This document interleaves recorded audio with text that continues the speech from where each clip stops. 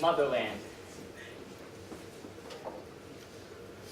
Dear Father, your silence tells me more than words could ever say.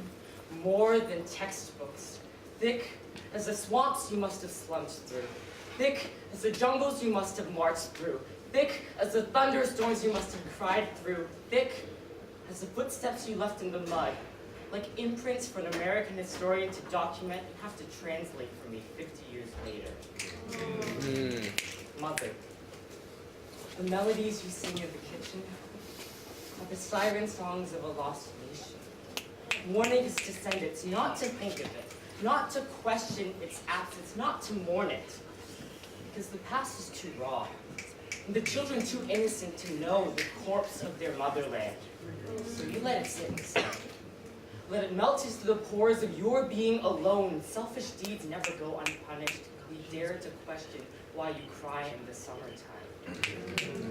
Sister, your condescending tone is a reflection of the wounds our parents shared with you. The scabs that turned into scars so deep over your eyes they took pity on the child and hid her.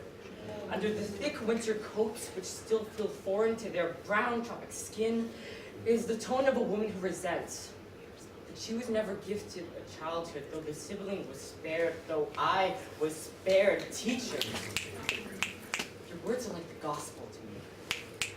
As I absorb the facts and historical figures like translucent memories of my own, it is a bitter pill to swallow.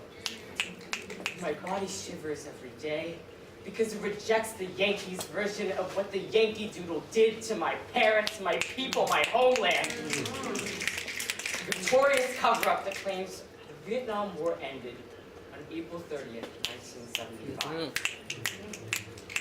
But on May 1st, my father returned from the battlefield. On May 2nd, they took him to be educated. On May 3rd, my mother's hair fell out. On May 4th, a child was born. On May 5th, an airplane shuttled a family who could no longer speak to each other across the Pacific Ocean. On May 6th, it landed in silence.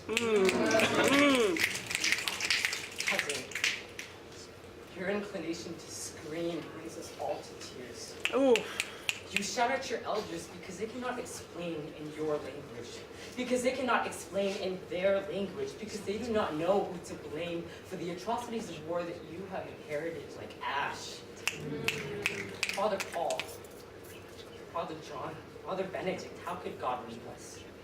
How could he leave us like this, with blood, red on our hands and Agent Orange to rinse them? How could he leave me with the language of the oppressor, unable to ask about the oppression? How could he leave me with an accent that sounds like bombs falling from the sky and more crime surge without justice, dear Father? I tell you these things not to admonish you, but to tell you how I feel. How many times have we lied to each other because we didn't have the correct vocabulary in our arsenals? Words do not come as cheap as ammo, and I need someone to blame. Oh my God. So I'm afraid I would cry after centuries worth of tears. Salt water doesn't stop tasting bitter after the first gulp. Dear Father, your silence tells me more than words could ever say. Try if you